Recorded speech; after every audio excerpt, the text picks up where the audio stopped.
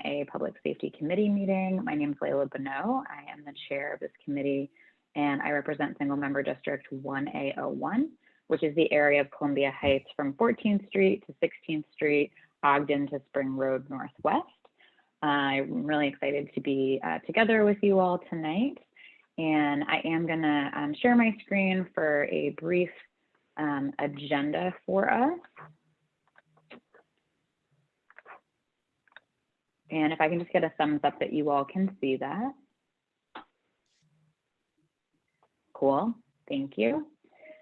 If you are not part of our Google group and are interested in joining, just shoot me an email, happy to add you. I try not to email too often, but always excited to welcome more community members and neighbors to the Google group.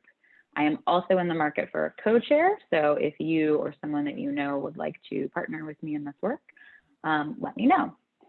And before we do introductions, I actually want to start off on a slightly somber note, but I would like us to have a moment of silence together for a neighbor that we lost since we've been together last. So on August 28th, Thomas Precious Winder died by gun violence, actually on the block that I live on, so the 1400 block of Parkwood Place Northwest.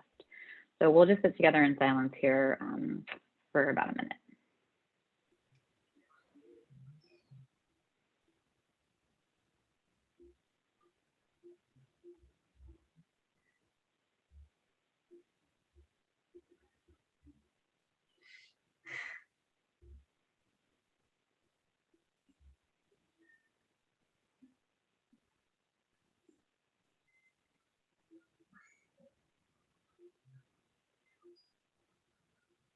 Okay, thank you all.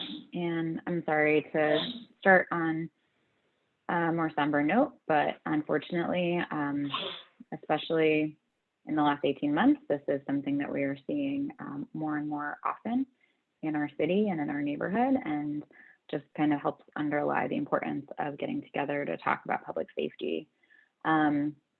So you can see the agenda, like I said, pretty short. So we're just gonna go around and do some introductions, understand what brings people here tonight, and then I like to do a cheesy icebreaker. So it's feeling a little cooler today. So when you're doing your introduction, if you could share what your favorite part about it being fall would be, that would be lovely.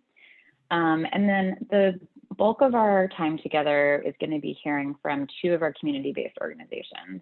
We are really lucky to have Juanita Driver from Miriam's Kitchen and Greg Rockwell from Thrive DC. A lot of individual calls and texts and emails and conversations that I hear from neighbors are kind of like, somebody is asking me for resource X when I pass them on the street, or as I'm noticing issues in the neighborhood, and like, what are we doing about that? Or where can I point them? Or who is working to help our neighbors? And so I just want to provide that educational opportunity for you all to share about the great work that each of your respective organizations are doing. And especially if there are some community opportunities that we could share back with the neighborhood, that would be great. And yeah, and then we will close out.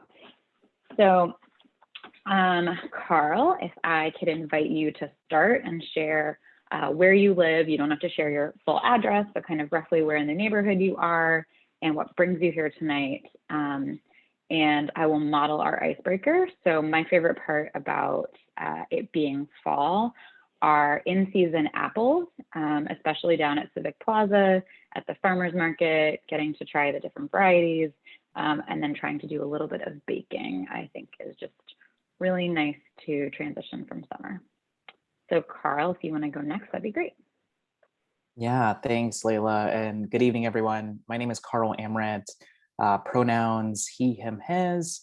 I've been in DC for the last 7-8 years now. I'm currently living at the intersection of Irving and 14th with my partner. We moved in a couple months now, going on to a year. And currently I work full-time at the National Governors Association, where I have the opportunity to work with different governors across the nation from the 55 states and territories. I also consult with DC Homeland Security Emergency Management. And what brings me here is that I'm the Homeland Security field, and I work with the Homeland Security Public Safety Enterprise here in DC. And I'm a resident of this district and this ANC. So I'm trying to find ways to contribute outside of work to my community. And my favorite part about fall is that I love the transition between the wardrobe that I go through. And so I usually will join meetings or calls or go out with like a light vest on. I have a sweater on now, but I'll also have like shorts on, which is kind of like a summer attire. So I love the ability to have the transition of clothes all the while being comfortable and not in full like winter gear. Thanks, Carl. Yeah, I managed to step out before the meeting for a bit, and I was really warm from commuting and changed into a t-shirt, and then was cold like an hour later. So I need a vest, I think. So thanks for that, and thanks for joining tonight.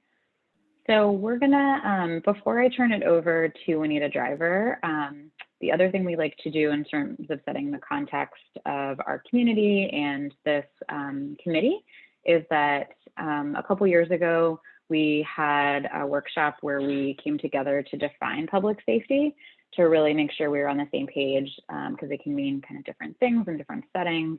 And so that definition is up here on the screen, and I'll just read it for all of us.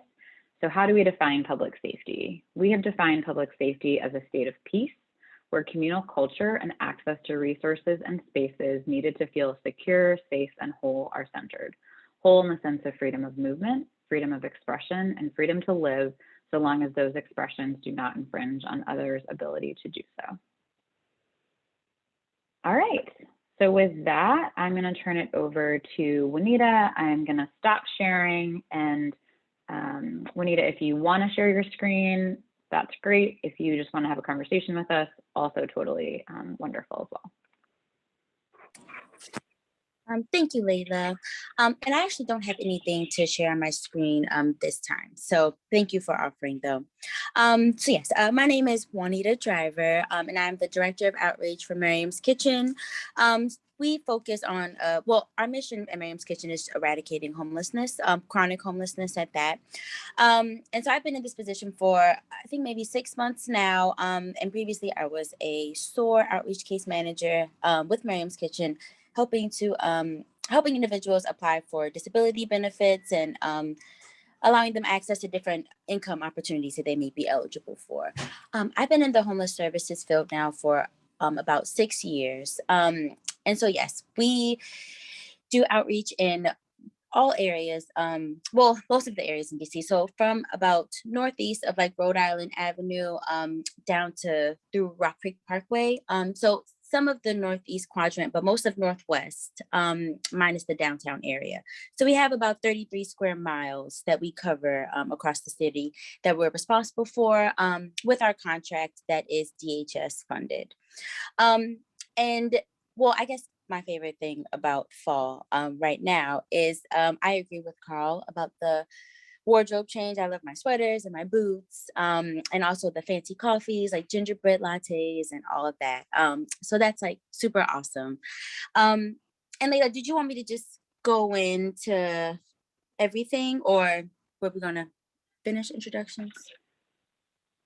Yeah, if you want to do kind of your piece and overview, and then if you have time to stick around for some questions, that would be great. And we'll hear from Greg about Thrive as well. So the other option would be that you could kind of like each present, and we could open up questions to both of you. So again, don't know how much time you're able to spend with us, but yeah, you should do your kind of meaty piece now. Thank you. Of course. Yeah. Okay. No problem. And either way is fine the way we do it. I can stick around for a while. And I'm sorry I'm not on video. I'm on mommy duty also. So I'm trying to multitask. So my apologies about that. So yes, with outreach, I know like I met you, Layla, in Civic Plaza, and that is a huge area that we cover we haven't been covering it for maybe like a month or two as we were transitioning from our bilingual specialists. But as of July, we've been able to cover it full fledged, and that's one of our bilingual specialists' name is Al Llanos, and that's one areas that he travels through like frequently throughout the week, at least 3 times a week, if not more. Engaging those individuals, trying to connect them to resources, meeting their immediate needs, whether that be blankets, socks. I know that the group in the Civic Plaza aren't really opioid users, but we pass out Narcan as well as water to anyone who may need it. And so then we'll also do intensive case management, which includes, like, again, connecting them to whatever resources or helping them with whatever goals they may have. And then ultimately trying to see how we can get them off the streets, what opportunities they may be eligible for, different resources. I know that now Al is currently trying to connect one of the individuals staying there to a transitional resource. And that has been a barrier due to documentation issues and things of that group in the plaza often face. And it's often a barrier to try to get them connected to things. So I know that that's one of our goals, and to try to overcome that, working with different legal aid or groups to figure out how to overcome those barriers and advocate for clients to see how we can assist them. And so, yeah, we also do evening outreach there as well, which is a more general outreach. I know we've been involved with EMS being called on an individual once or twice, and have like provided support in those instances. But we're really just there to like check on folks and try to connect them to services. I know that some of our barriers have been definitely the heavy substance use that is in that area, as well as the growing violence that is continuing on there. And it has gotten worse over these past couple months. I'm not exactly sure when the shift changed, but it hasn't. It's been an intense area, but it hasn't always been this intense, especially with the violence growing. So that's definitely been a concern of ours. I know that I spoke with Al today, and he said that there were a few individuals with weapons, and will sometimes brag about knife fights that they have, and also trying to keep ourselves safe and him safe while we're doing outreach. And so yeah, we've been engaging there often, as well as like Adams Morgan and the whole strip of individuals that are in there. So yeah, that was just like a short spiel. But I don't know if I hit all of our target points. If there are any questions right now. I have some questions that I think will probably be good for both you and Greg, but I did want to ask a clarifying question. When you talked about serving all of Ward 1 except downtown and then like some of Northeast, first of all, thank you. That's amazing. Like, what a big charge to cover so much of the city. But does that include like the Georgia Avenue, Parkview area? Because I know we've seen some increased challenges over there as well. Yes, it definitely does. It includes the Georgia Ave, Mount Pleasant, yes, Parkview, yeah. Okay. All the way up until the Silver Spring line, yes. Great. Carl, you have a question? Yeah, thanks so much for your presentation, Juanita. And I'm a big fan of Miriam's Kitchen. I run by your place almost daily. So, and I see all the great work that you all are doing with the trucks that are there. I was curious about like at-risk youth that you serve, a part of that population. And I know specific to Civic Plaza, I've noticed that there's oftentimes youth there with older adults, and it could be either on the weekends or sometimes on the weekdays. Just kind of curious about kind of the wraparound services that you provide for youth and families as well. Yes, that's a great question. So we primarily work with single adults due to our contract, and street homeless adults. So we don't focus on anyone who's like in shelters or someone who's like already housed or couch surfing or anything like that. And so when it comes to like youth and families, I believe the youth system goes up to 24. And so anyone like over 24, obviously, we would be able to work with. Legally, we're not supposed to be working with anyone of youth age. However, when we do run into individuals who are families or youth, we always try to refer them out or find them resources or engage them to be able to help them with whatever they may be eligible for, whatever they need. So many times we might like refer individuals to like LAYC or like Casa Ruby, or other things that they may be eligible for, or other service providers that are around in the area. But we ourselves don't do intensive case management with those individuals. It's mainly just referral and like resources. Yeah, that's a helpful clarification. And I guess, knowing that, I almost wonder, and I don't know if this is true in the case, but, for a family that's out there being able to only provide services to the adults over the age of 24 and not being able to provide, connected to services at that point in time to the youth, I wonder if that presents any obstacles for people who may be experiencing homelessness in that area. And I'm not sure if I know you mentioned case management, but I'm not sure if that pertains to like providing like water or other services. Like if it's a youth involved, like what is the escalation point of which you bring in another service provider to do that? And what is that, what's that duty of care, that transfer of care between Miriam's Kitchen to someone else like Thrive DC or someone else? Yeah. And so when it's general outreach, we will provide items to anyone. So if there are youth out there, like in the plaza, most likely they'll get a water or a snack. Well, at least that they should, during our general outreach time. So we may not be able to provide case management, but general outreach, when we're practicing out like blankets or sleeping bags or things to individuals, most of the time they wouldn't be exempt, especially if they're sleeping outside. So in the general outreach sense, they're included in that part because we don't ask questions about who's homeless. It's like, we'll go out and we'll offer items, and whoever takes it, we'll just, we'll give them out to whoever.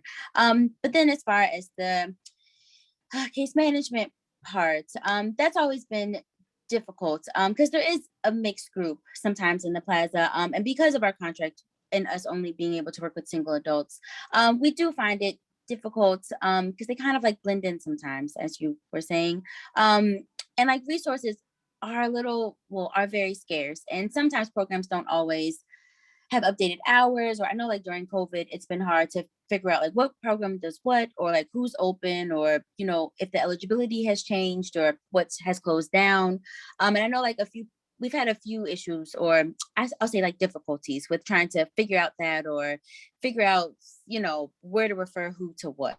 So I know that hasn't always been our strong point. And or also knowing like, where to send people to, or like what's going on. So that is something that we would be open to assistance with as well, with referring folks. Yeah, thank you for sharing that, and that's something worth considering. Thank you, Anita. Yeah, of course. Thanks, Juanita. I think we will have Greg do an overview on Thrive DC, and then circle back with some more questions. Okay. Hello, everybody. My name is Greg Rockwell. I'm the Director of Development at Thrive DC. Thrive DC is your neighborhood one-stop shop for people in crisis. We've been here since 2008. We're located in St. Stephen's Church on the corner of 16th Street and Newton Street.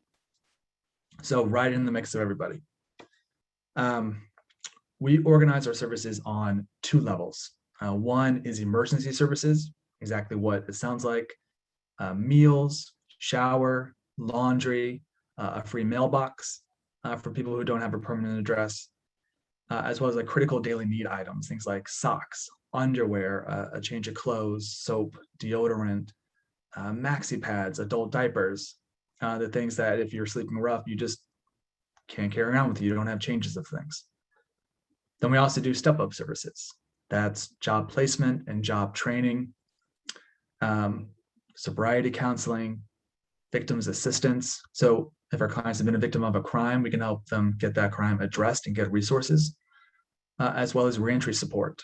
So after someone exits incarceration, we're there to help people with life skills, do their paperwork, figure out what their next steps are, get a job, help process the trauma of their incarceration or their conviction, and just get back on their feet. We do this for a couple reasons. One, the emergency services, we just want to make sure that people are getting served where their needs are at. But we also want to build a relationship of trust. Juanita can probably talk more about this with their street outreach, but the population that we serve often has a lot of distrust towards institutions. They've been burned before, they've been promised help and not gotten it. Things have not worked out for whatever reason. So we find it really helpful to just provide a very low barrier. Anybody can come and get it. We're not going to ask questions. You need services, you can get them, to help build that foundation of trust that can start a conversation to get people to that next level. I also forgot to mention that we do groceries once a week on Thursdays. And this is all free. You can show up, you can get it, no problems, no questions asked. So if anybody is listening and needs groceries to support their household, we're more than happy to help you. If you want to get involved, if you want to get engaged, we can also talk to that. There are a couple of different ways you can do so. One, volunteer. We need people to help us make these meals in the morning, to organize groceries, to help pass out groceries, to help sort incoming mail for clients. We're a mailbox for over 1,000 clients, and that's both homeless and precariously housed. We also need in-kind donations. We need people to give us the underwear and the socks and the deodorant and the adult diapers that we're then going to give to clients. And then you can also help us with outreach. We are in the neighborhood, but you'd be surprised how many clients who are sleeping rough just don't know that we're so close. So we have Thrive DC business cards that have our services and address on them. And if you just send me an email, Greg, Greg, at thrivedc.org, asking for business cards, we're more than happy to mail some to you the next day. So happy to take questions, but we're here and we would love to help. Thanks, Greg.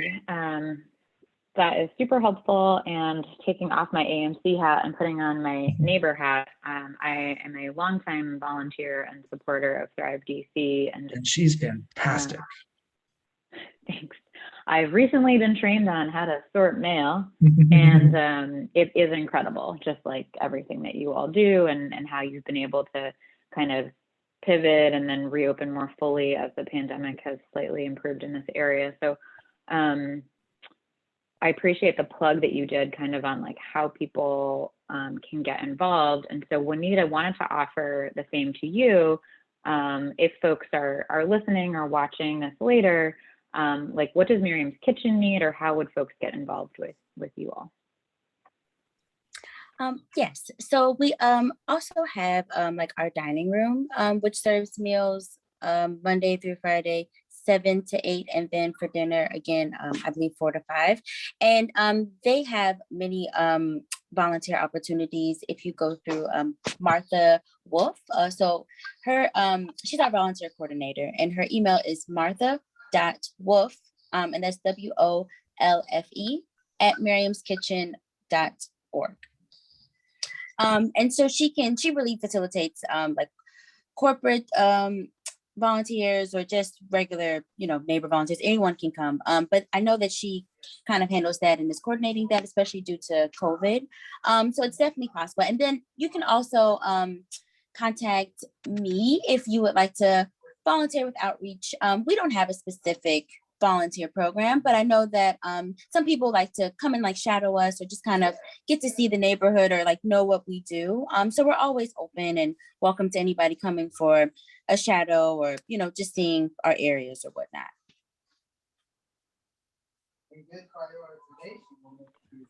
Thanks, Juanita. Can you repeat your email for folks? Oh, I apologize. My email is juanita.driver@miriamskitchen.org. Awesome. And your colleague was Martha.Wolf with an E on the end at miriamskitchen.org. Is that correct? Yes. And she's our volunteer coordinator. Okay. And Greg, for now, folks should email you, Greg at thrivedc.org. Yeah, they can also always email volunteer at thrivedc.org. Mm-hmm. Or if you want to organize a donation drive, It's getting cold. We're going to need coats and hats and scarves and gloves. You can email inkind@thrivedc.org. Those will always work. inkind@thrivedc.org. Perfect.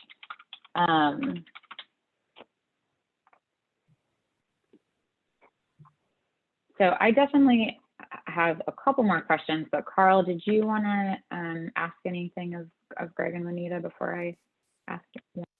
Yeah, and thanks Layla, and thanks for your presentation, Greg. And I didn't catch your email fast enough to ask for those business cards, but I know Layla will probably send it out in the minutes afterwards. But I'd love to get access to those just to have on hand. I was kind of curious oh, perfect, thank you. I was curious, Greg and Juanita, in terms of, we talked about like service areas and providing service like to the 1A ANC area. I was kind of curious if you all had like quantitative data in terms of like service to this particular area. And I say that because as a resident of this area, I always see qualitatively like what's happening in the community, but I feel like we don't pay enough attention to in terms of like impact and actual work that's going on in the community. And that's something that I'd just like to know in terms of like how I engage with the community and what organizations, like how many people are being serviced and what type of services being provided. I'm not sure if you had like that anonymized information that you could share with Layla and to the rest of this group, because I'd love to know a little bit more about, the touch points that you have in this community. Sure. We don't have that granular data. So I can't tell you how many people we serve from this ANC or even really this neighborhood. Mm-hmm. Anecdotally, I know we serve a lot of people with groceries from this neighborhood because they walk to us and get groceries and then they walk back home. And that's serving about 150 people a week. Mm-hmm. But we really take individuals from all over the district, and especially for those basic services, mail, laundry, showers, meals. We're not asking for any information other than someone's like name, maybe even just their first name. Yeah, I think that's important to know because that paints a picture of need in this community, which I know is there. And I think that's why we're all here, because we believe in this work and we know that there's some root causes that are here, and we're working at the margins to address some of those root causes. And so I think that's important information that I'd always welcome to see. And and if you could always, Juanita, I'm not sure if you have anything to share, but I think that's something that I'd always welcome to understand, direct service into this community. Yes.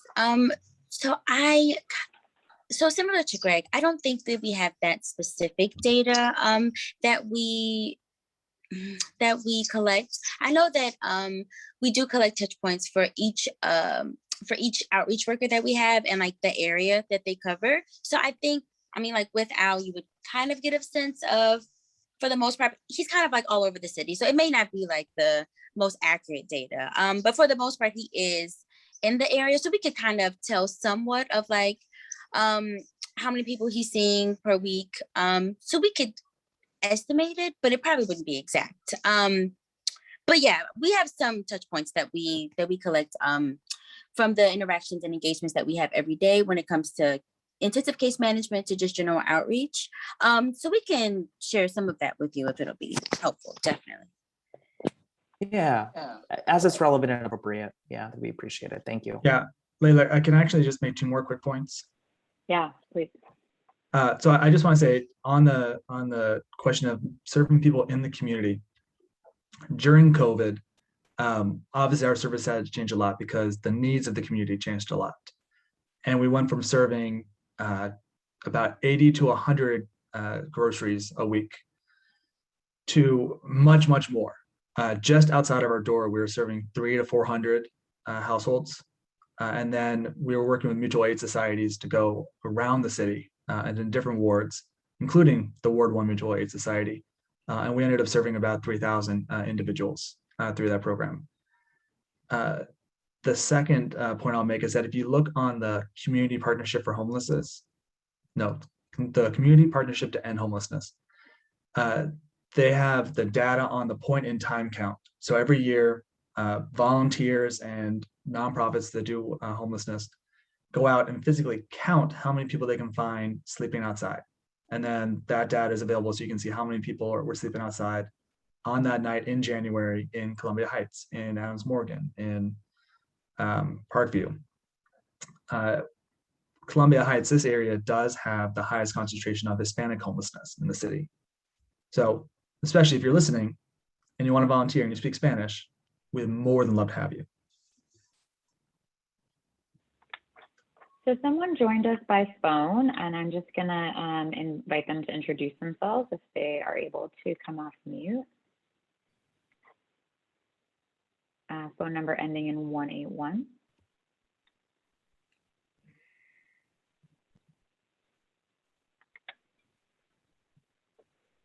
All right, and maybe you're not able to come off mute, but thank you for joining us. You have Juanita Driver from Miriam's Kitchen and Greg Rockwell from Thrive DC. And we take a public health approach to public safety in this committee. So just really excited to hear from these community-based organizations on the work they're doing and how folks can get involved. So I'll have some more notes later, but if there's anything you missed you'd like to follow up with, please let me know. So a question or an opportunity that I wanted to share or just kind of remind folks of is that, so we have a couple commissioners that serve in the secretary role in 1A, which is awesome. So we're working more on our social media presence and our email newsletter presence, and just spreading the word about kind of things that are happening in the community. So one opportunity is that every month that email newsletter goes out to whoever has signed up for the ANC 1A newsletter. So I'll share a link to this recording in our next issue, but Greg and Juanita, I'll follow up with you if you have I'll confirm the emails for folks to volunteer. If you have donation direct links where people could, go give funds, or anything else you would want me to include in that newsletter, I think that would be great to highlight if that's something you're open to. Mm-hmm. Absolutely. Okay. Great. Yes, as well. Juanita, okay, great. So we'll definitely follow up on that point. And then I'm with Carl on wanting to get those resource cards from you, Greg. And so we have a mutual aid pod directly here in my single member district. And so I think that would be great if a few neighbors could have that as we are going out to eat or grocery shopping or whatever, just I have my Narcan, I have my Thrive resource card, right? What are the resources I can have with me as I'm engaging with neighbors?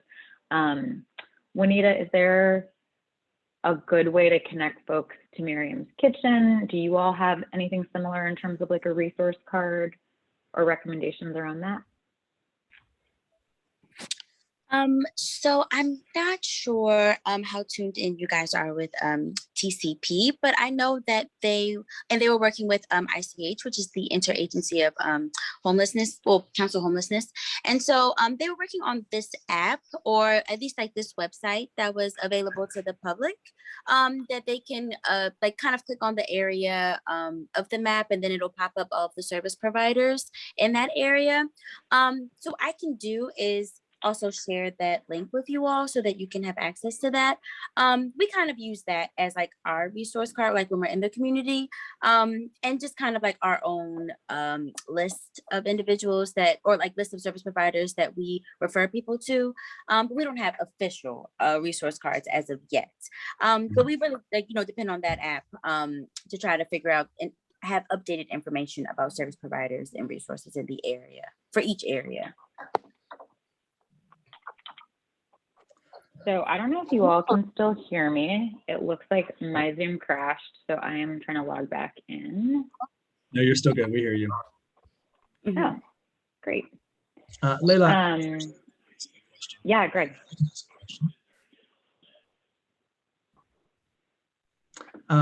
Juanita, I know we at Thrive get this question all the time, and I think you might have some particular insight into the answer. And people listening might be interested to hear what you say.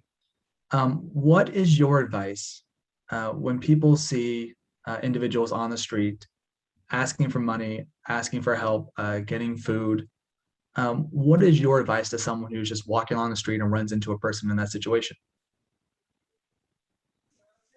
That is a great question. And I know we do get asked that question all the time. So usually if you're just running into an individual that may, I guess, like look homeless, look like they're experiencing homelessness or maybe panhandling or whatnot. There's a few things that people can do and a few referrals, a few ways that people can send in referrals.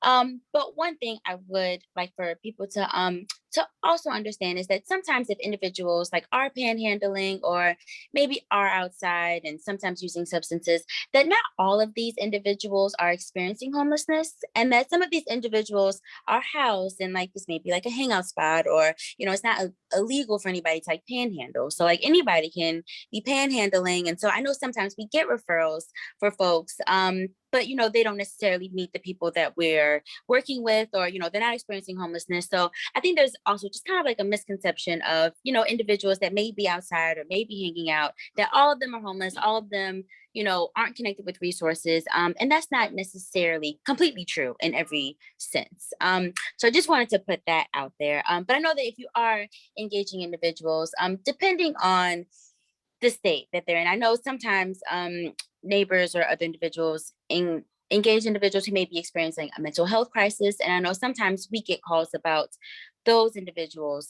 But that's more of like an immediate thing. And so I keep trying to let people know that, like that situations like that is not a Miriam's Kitchen or like an outreach thing. Well, solely, I will say.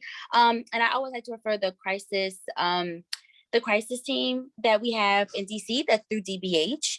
They're called CRT. And so they're the ones that we usually call if we're concerned about individuals or someone seems to be acting erratically.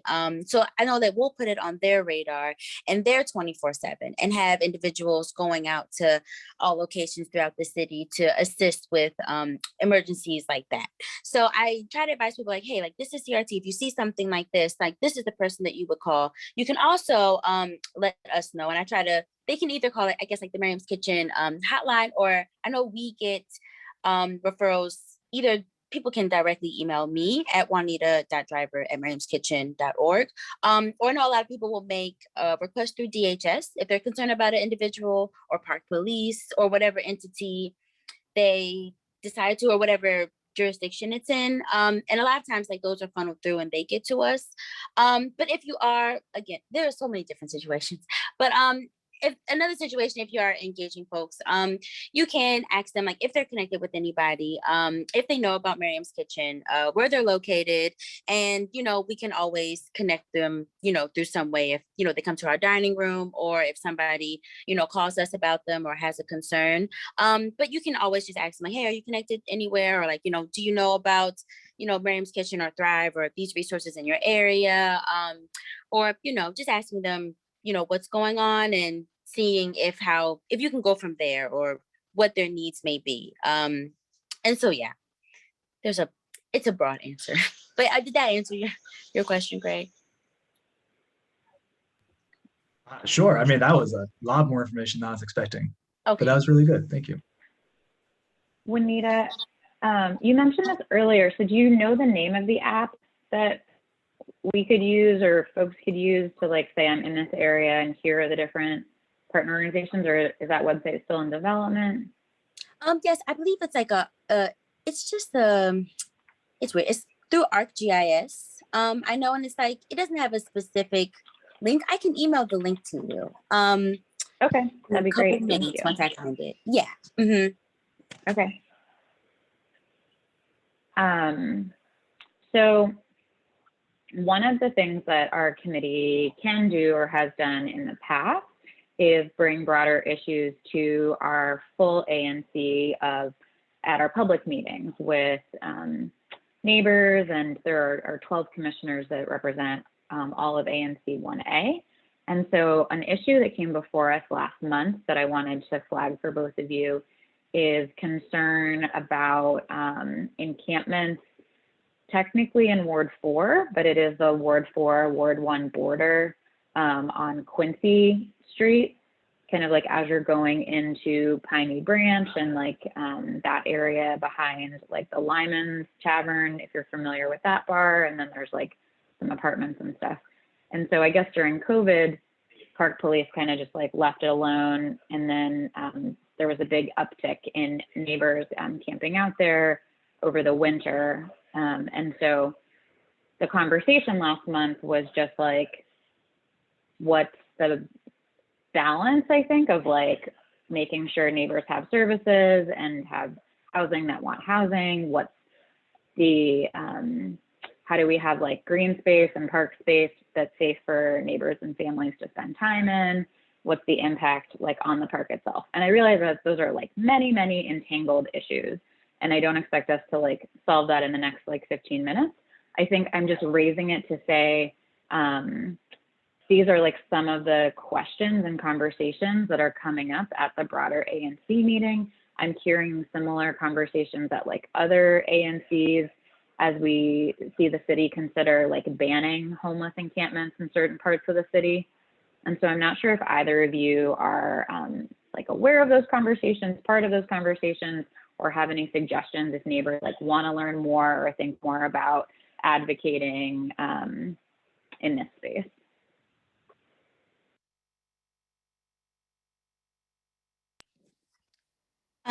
Yes. So I know that Miriam's the outreach team, we are in those conversations. We have a lot of encampments in our area throughout our 33 square miles. And so it is a huge thing. And I know that they're popping up like all throughout the city. And I believe the mayor's office is putting resources for a pilot to try to eradicate this or find a quicker way to get individuals housed. I'm not completely sure of the solution or what all we can do. I know that there have been like a lot of concern, especially in certain areas, especially where like violence has increased, or there are bio waste issues that may be of concern, or rodent situations. And so I know that our team works closely with the mayor's office encampment team to try to locate these locations, engage those individuals. We have an encampment coordinator on our team to kind of keep track of all the encampments in our area and making sure that we are engaging them, or we have some type of engagement like with them at least like weekly throughout like our daytime case management and outreach and our evening outreach, so that we're just keeping tabs on everyone and trying to know everyone's name in our area, or at least be somewhat familiar with them. So I know that that's what we're trying to do on our part, as well as we've been asked to help with the encampment pilot that's that's I guess happening now at 20th and 21st and E. So yeah, I think that I know that our advocacy team has been trying to wrap their head around like encampments, and have been trying to find a way to educate people, and they work heavy with like council members, and I know you guys are probably familiar with Jesse Rabinetz and all of that. So yeah, it's a big thing, and I don't think there's one solution or one, I think it's a very complex issue, and I think that we're just trying to figure it out and engage folks as best as possible. But I know that neighbors can just, I know that they can always contact me or like our advocacy team to try to see how they can get involved, or what issues they have that we can all work towards. So we're definitely trying to work together and bring other agencies and work with other organizations to try to figure out some things and serve those folks the best way that we can. Yeah, thanks, Juanita. I'll put Jesse's email in the notes. I know he's done a lot of important work in this area, and then that's great that you all are involved with the pilot. So it seems like maybe following that and following up with you all in a bit on that could be helpful as well. And Greg, I know clients come to you all versus Miriam's Kitchen kind of being more of the direct street outreach, but not sure if you wanted to weigh in here at all. Not on this specific issue. We are involved in advocacy. Our executive director sits on the Interagency Council on Homelessness. We're also part of other coalitions like the Reentry Action Network, advocating for returning citizens. And recently we started a new initiative called A Chance to Thrive that is helping to end the social stigma against people who are returning citizens. So it's not speaking directly to your point, but if someone wants to get involved in advocacy and cares about a vulnerable population that often becomes homeless, returning citizens are a great way that, or are a great community that we could use your attention. So that website for that initiative is achancetothrive.com. And if you're interested, I would obviously love to talk more about that. Yeah, thanks, Greg. Carl, any questions from you? No.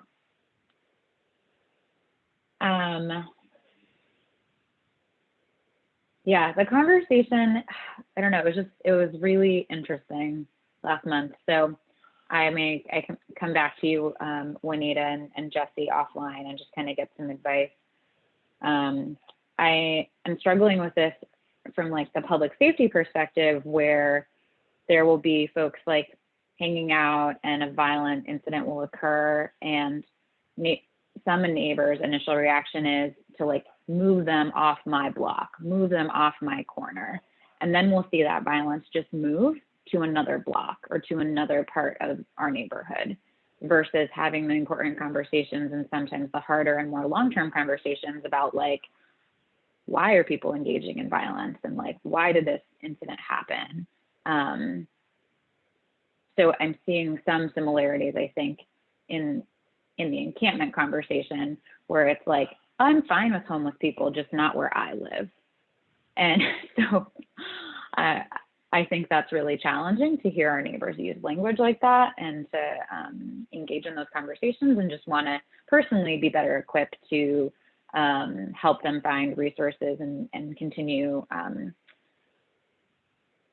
helping neighbors just educate themselves on the issues. So appreciate both of you for sharing about that.